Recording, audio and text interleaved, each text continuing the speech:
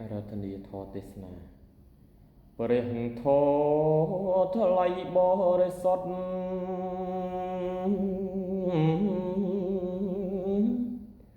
ព្រះសម្ពុទ្ធទ្រង់ប្រទានអ្នកស្ដាប់រមែងបានអានិសង្ស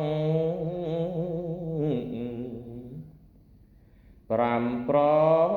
ការ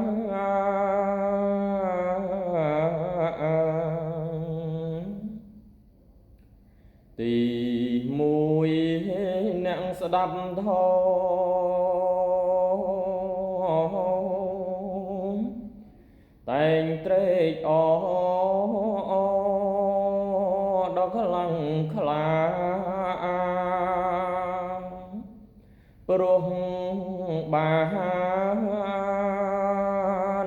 ស្ដាប់ធម៌ណាដែលមានពុំធ្លាប់ស្ដាប់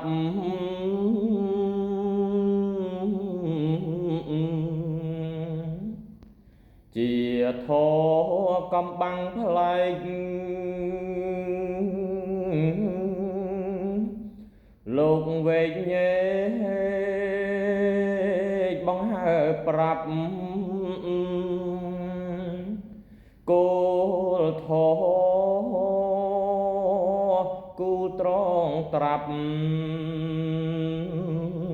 ធ្វើអ្នកស្ដាប់ឲ្យភ្លឺស្វាង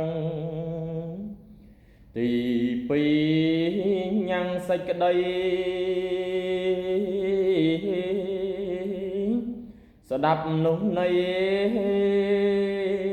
ឲ្យភោផង់រងរឿងស្វាងក្នុងអង្គដែលប្រឹងខ្ចង់ស្ដាប់ចាំបានទី3បន្ទោបងសង្ស័យល្ងងក្នុងសន្តានមុនមកទាំងពុនមានលងតែបានស្ដាប់នេះផង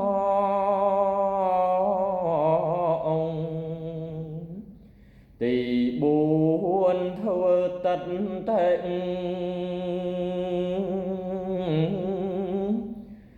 យល់ឃើញរិះខំទុំនងឲ្យត្រង់តាមគុណឡងមាក់មានអង្គទាំង5 3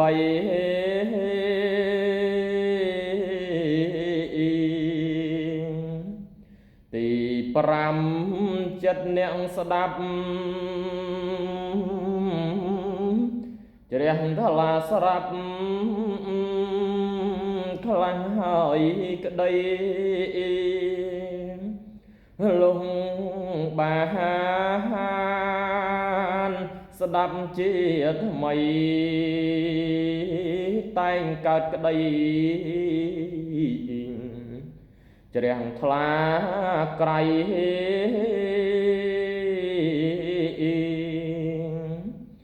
នេះគឺអានិសង្សស្ដាប់ធម៌ប្រាជ្ញប្រាប់ យ៉ាងប្រពៃនឹងបានជាបច្ច័យនិព្វានស័យអង្គវិជ្ជា